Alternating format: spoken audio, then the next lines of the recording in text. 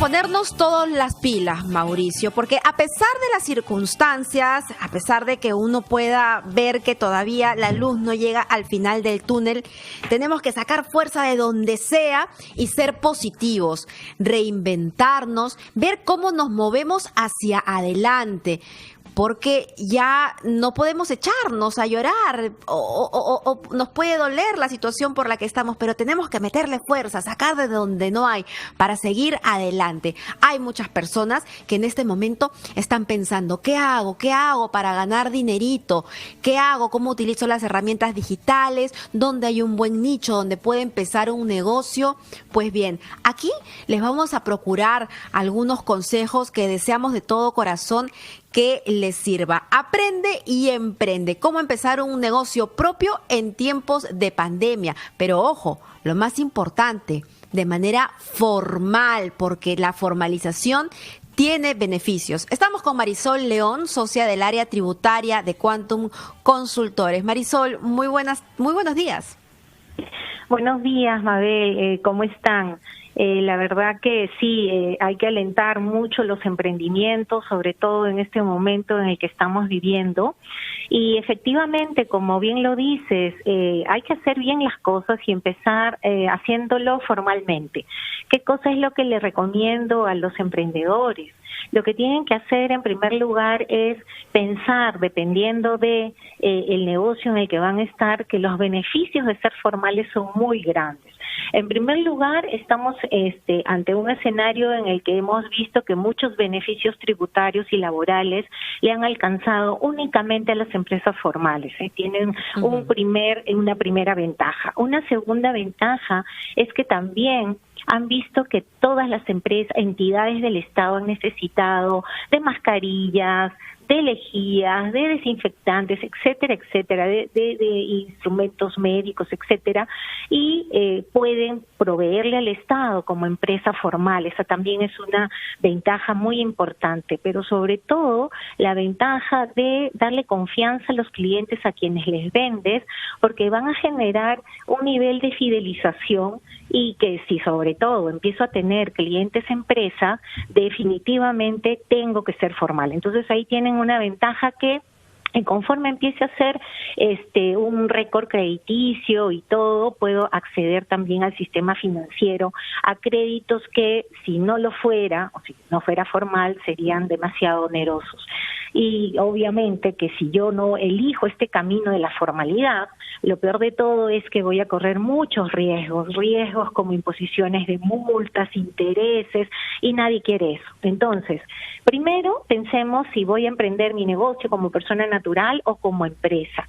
Nosotros en la consultora recomendamos que sea una empresa, porque todo emprendimiento nace con la idea de ser sostenible en el tiempo y no solamente crearse por un momento.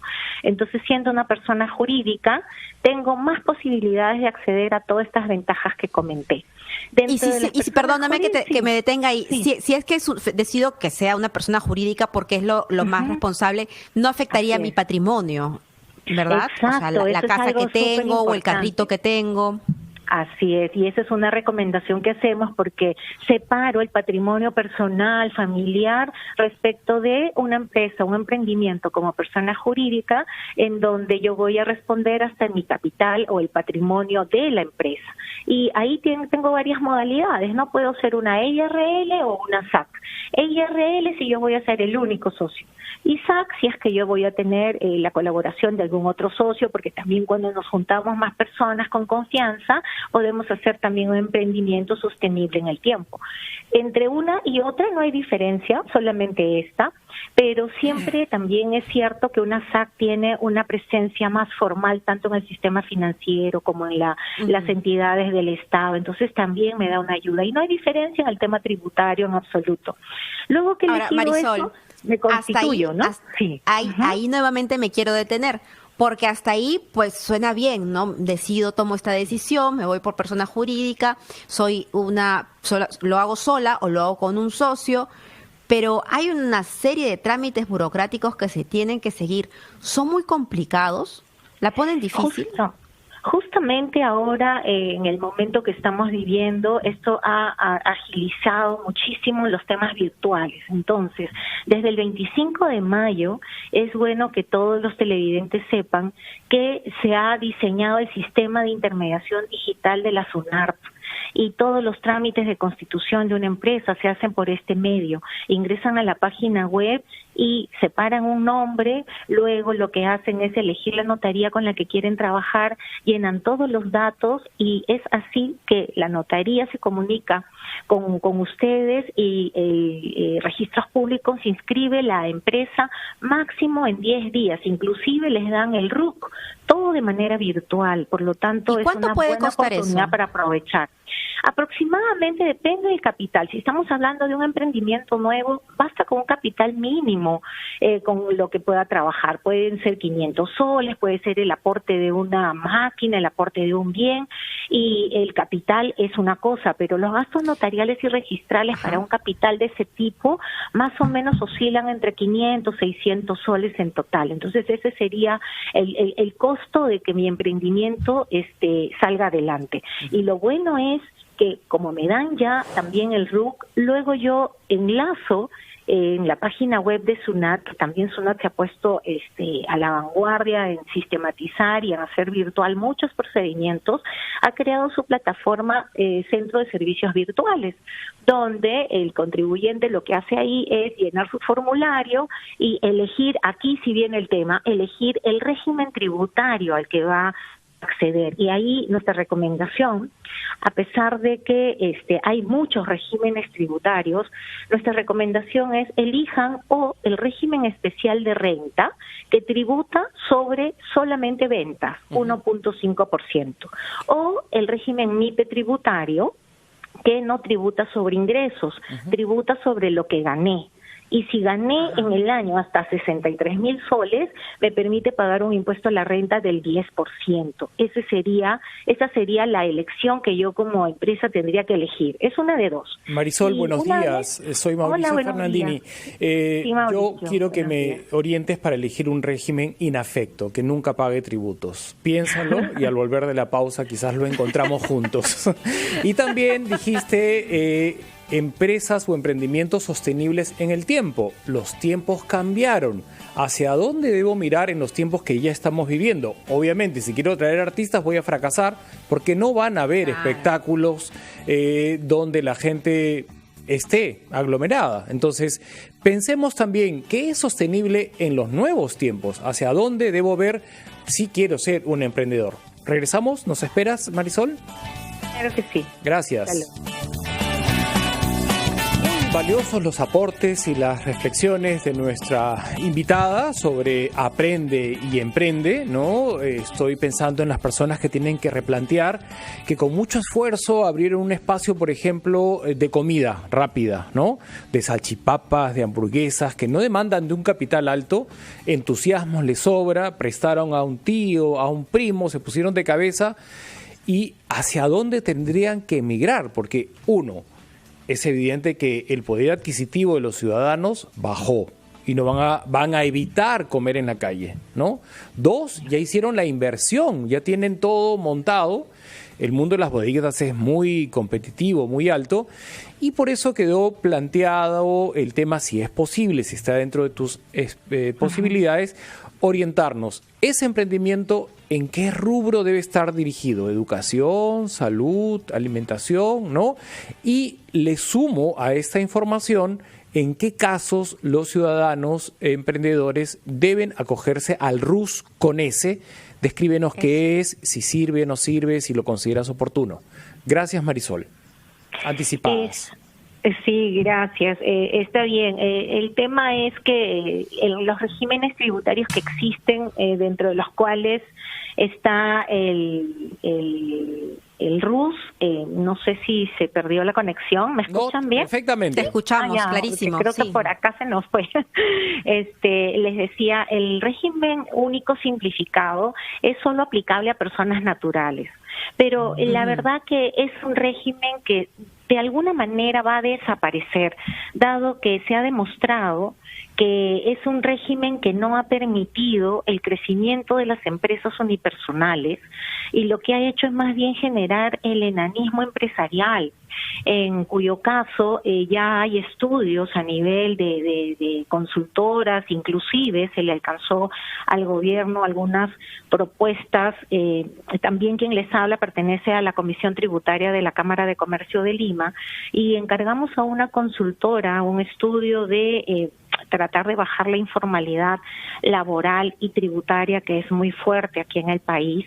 Y ese estudio concluyó de que estos regímenes que existen complican y no son eficientes. El RUS, el RER, el MIPE tributario deberían en algún momento eliminarse y tener solo un régimen para todas las micro y pequeñas empresas que sea sencillo, que sea fácil de acceder y no estar pensando en si uso uno, el otro o el otro. El RUS... A ver, ahí guíanos, no Marisol, ahí guíanos, porque no es lo mismo que yo inicie una empresa que presta servicios personales a otra que comercializa, ¿no? En el caso de servicios personales, ¿a qué régimen me debo acoger? Y en el caso de comercializadoras, ¿a qué otro régimen? Como les digo, preferimos siempre que se acojan a un régimen especial de renta o al régimen MIPE tributario si voy a hacer una empresa que tengo un capital y tengo personal. Entonces, si yo voy a comercializar bienes o voy a prestar servicios con más gente que no sea solamente yo, entonces elijo alguno de esos regímenes. Distinto es que yo como profesional o de repente como un independiente, ahí yo no necesito tener una empresa, sino que genero rentas de cuarta categoría y lo que hago es emitir recibo por honorarios. Y en esos recibos por honorarios ya no estoy hablando de empresas, sino solamente de la prestación de un servicio unipersonal que no mezcla capital y trabajo. En cambio, cuando yo ya tengo un capital y genero personal, sí tengo un emprendimiento, una empresa, y ahí es donde mi recomendación era esa. En estos tiempos de emergencia hemos visto que se han agilizado muchísimo los negocios virtuales.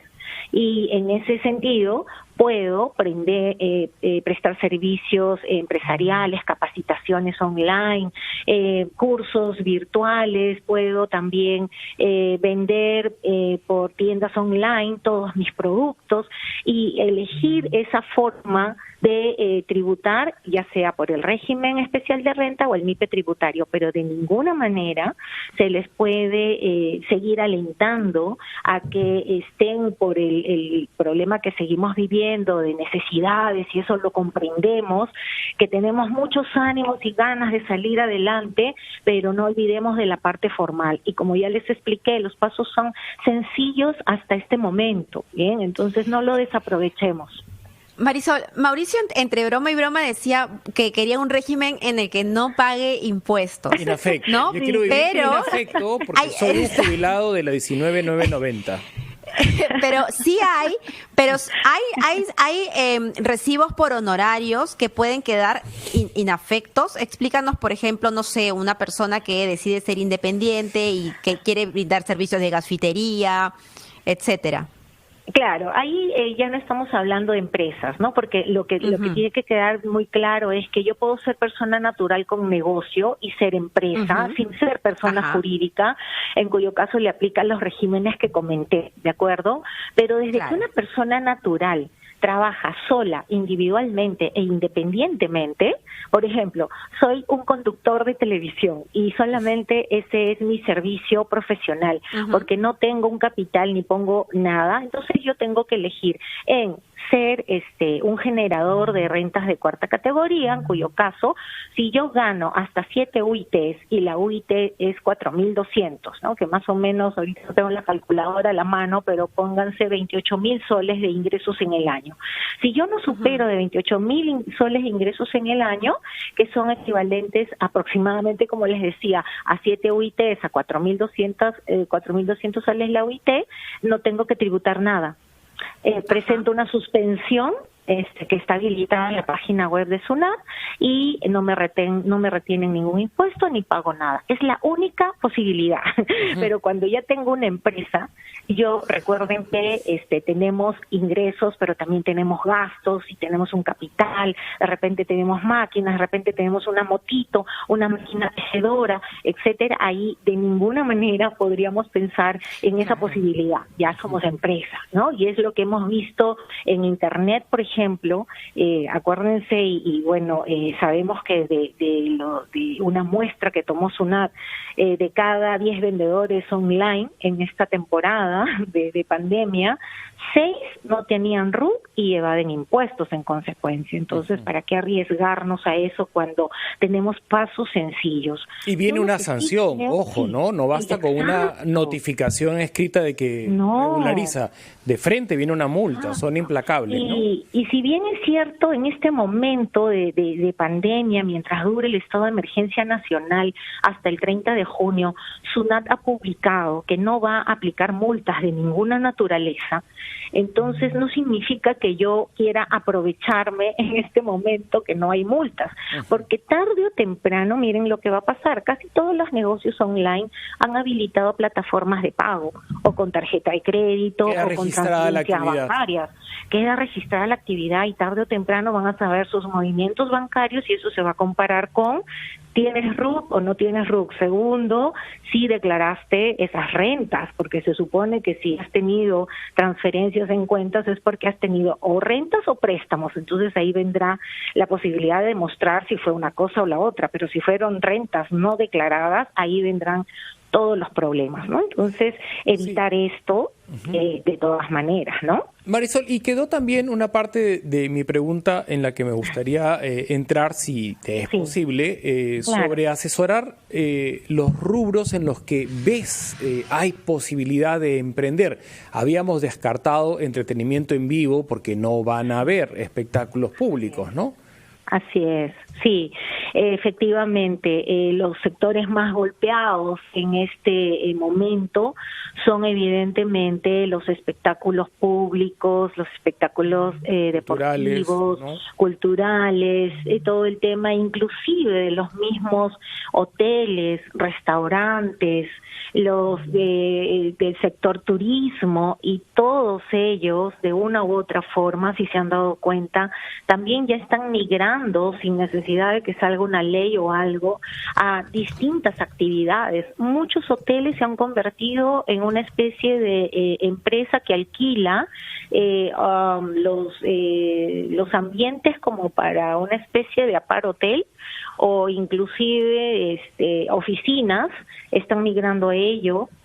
Muchas empresas, restaurantes, pastelerías, bueno, hay típicos casos de empresas muy conocidas que se han convertido ahora en mini markets, ¿no? Entonces, eso es, lo que pasa es que siempre el emprendimiento nos lleva a que seamos muy ingeniosos, creativos, y siempre van a tener fuerzas y muchas ganas de salir adelante, pero el mensaje siempre va a ser, pues, aprovechemos el escenario en el que de todas maneras nos tenemos que mover de esto que va a ser negativo en crecimiento a actividades que sí se pueden trabajar, como todas estas actividades vía internet, como les comentaba, inclusive confección de todo lo que se está necesitando en este momento.